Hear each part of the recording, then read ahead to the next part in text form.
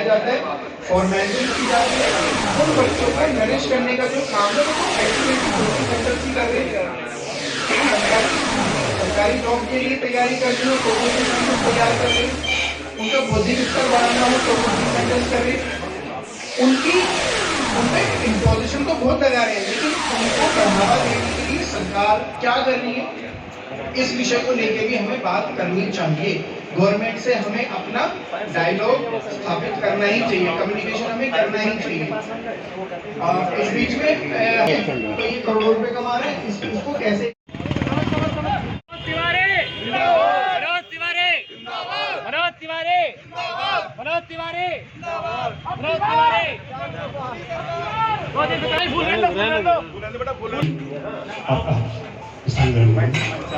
हमारे लोकसभा चुनाव और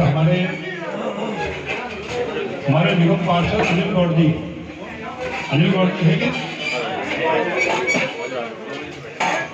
उसके सभी संचालक, मैनेजमेंट कमेटी के लोग और लेक्चर ऑफिसर काफ़ी लोग 3 बजे से बैठे हुए थे और इंतजार कर रहे, काफ़ी लोग जो हैं उनका निकलना हो गया, लेकिन कुछ लोग आग्रह पर और आपको ट्रेन के वशीभूत यहाँ पर रुके हुए हैं। मैं सबसे पहले आग्रह करता हूँ राजकुमार चौधरी जी से। राजकुमार शिक्षक प्रकोष्ठ के उत्तर प्रदेश में जिला से और हमारी ही अपनी वर्ताश्रम विधानसभा में रहते हैं।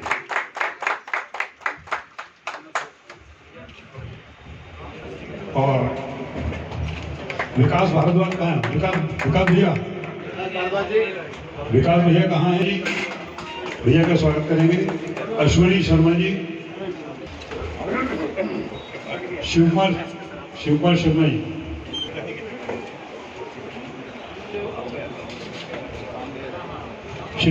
मैं सभी ये सभी स्कूल के प्रबंधक हैं जिनके अपने स्कूल हैं, मैं उनको ही बुला रहा हूँ। India International Public School Rakesh Rajawat,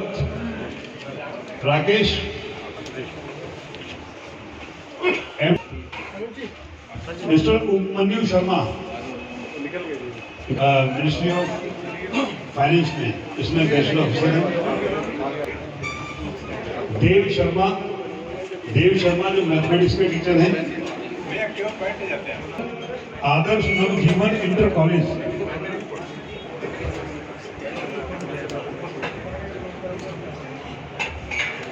Shri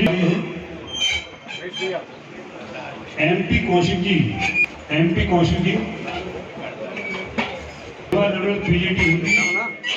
लेखक है, कहानीकार है, कवि है।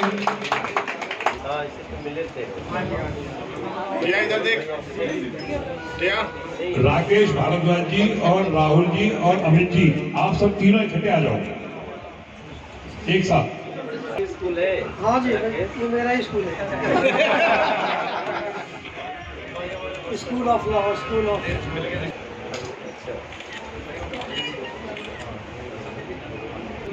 सुरेश जी ने शॉर्ट से स्वागत करें। Please request.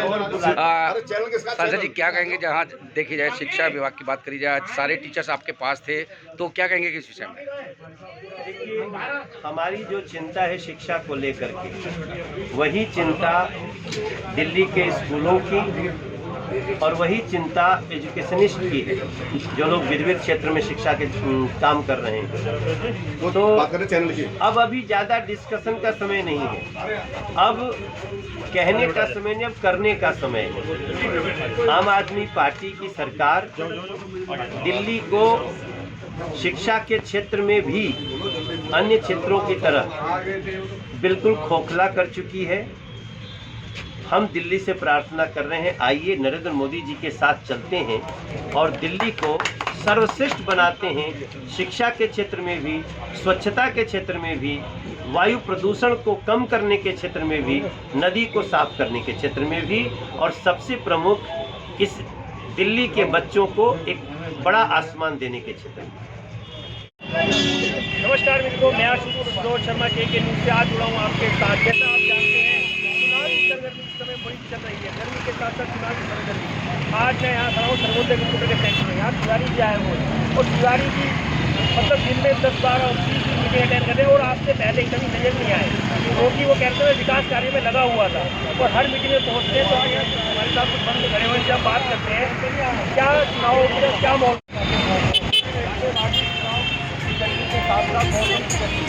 और उसके ऊपर हर जगह चैनल पे है जातिवाद, हर आदमी ठाकुर कह रहा मैं ठाकुर को जिताऊंगा, जाट कह रहा मैं जाट को जिताऊंगा। तो आपको उत्तरी पूर्वी लोकसभा में क्या लगता है? देखिए हम लोग सनातनी हैं और इससे क्या लगता है ये तो मैं इसमें नहीं जाऊँगा, लेकिन हमें जो लगता है वो ये है कि हम सनातनी हैं और सनातन का जो है विश्व में झंडा बुलंद हो रहा है, हो चुका है, होगा और भारत एक विश्व गुरु के रूप में उभर रहा है। जहाँ तक विकास कार्यों की बात है, देखिए पहले जो रोड बनती थी सबका जिक्र क्योंकि बार बार आता है, आज वो 40 किलोमीटर पर डे से भी ऊपर पहुँच गया है। और जहाँ एक भी फैक्ट्री मोबाइल की नहीं हुआ करती थी, आज मैन्युफैक्चरिंग में हम बहुत ही बड़े स्तर पर यूनिट लगा करके लोगों को रोज़गार देने का प्रयास कर रहे हैं। और जहाँ तक MSME की बात है तो उसको बढ़ावा दिया जा रहा है। आप देखिए रोजगार के भी अवसर उपलब्ध हो रहे हैं और है तो सनातनी। और यदि मैं आपकी लोकसभा की बात करूँ तो बहुत कार्यकर्ता भी लिखा हुआ है, जो पद पे थे उन्हें पद नहीं मिले, कुछ नए कह रहे हैं वो जल्दी आगे बढ़ना चाह रहे हैं। इन संघर्ष के बीच तिवारी जी का आगे बढ़ना कैसा लगेगा? क्योंकि ये चुनाव राष्ट्रीय परिवेश को लेकर के चुनाव, ये चुनाव विश्व इस चुनाव को नजरे गड़ाया हुआ है और अब की बात 400 पार का जो हमारा नारा है वो हम फलीभूत होगा। और जहाँ तक पद की बात है, देखिए पद आनी जानी बात है और पद इस बार अगर किसी को नहीं मिला तो वो हमारा संगठन 3 साल में दोबारा से संगठन बदल जाता है। तो ऐसा नहीं है, मौके अपॉर्चुनिटी बहुत हैं।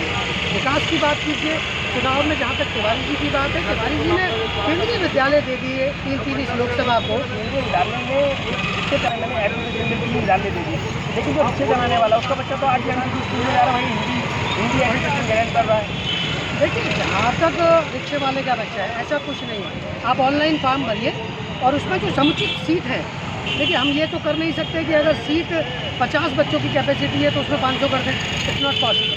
और जहाँ पहले पिछले 17 सालों में एक भी विद्यालय नहीं था, मैं कहता हूँ मेरा बच्चा अगर नहीं आ पाया तो किसी का तो बच्चा आ पाएगा ना। सेंटर बात करते हैं MCD के स्कूल की, उनकी संख्या और उनकी जो पोजीशन है उसमें गुणोत्तर सुधार हुआ है। जहाँ तक दिल्ली सरकार के स्कूल हैं, देखिए दिल्ली सरकार के स्कूलों में केवल दीपा पोती हुई है, वो स्कूल बड़े नहीं हैं। और दिल्ली में हमारे एजुकेशन की बात है वो भारत सरकार चेंज कर रही है। आपको जानकर अभी आप देखिएगा जून के बाद नई एजुकेशन पॉलिसी आ रही है। पॉलिसी इसीलिए आ रही है कि कोई भी एजुकेशन सेंटर इंस्टीट्यूशन बनवा भी ना। एजुकेशन प्राइमरी एजुकेशन की बात है, अभी आपने अंदर के वक्तव्य नहीं सुने, यदि आप सुनते तो आपको पता चलता कि 6 से 9 तक की कक्षा के ट्यूशन ही समाप्त कर दिए जा रहे हैं। इट मीन्स क्या है, एजुकेशन पे इतना उसमें सुधार लाने की कोशिश की जा रही है कि अभिभावक अनावश्यक ना लुटें, उनका पैसा बर्बाद ना हो। इस संबंध में मोदी सरकार काम कर रही है। आप देखिएगा जून के बाद जो एजुकेशन पॉलिसी है उसमें एकदम से गुणात्मक परिवर्तन होने जा रहा है। आप देखिएगा, आपको खुद ही आकर मुझे कहेंगे कि भाई साहब आपने जो चुनाव के वक्त कहा था या आपकी सरकार जो कर रही है वो बहुत उचित एजुकेशन पॉलिसी लेकर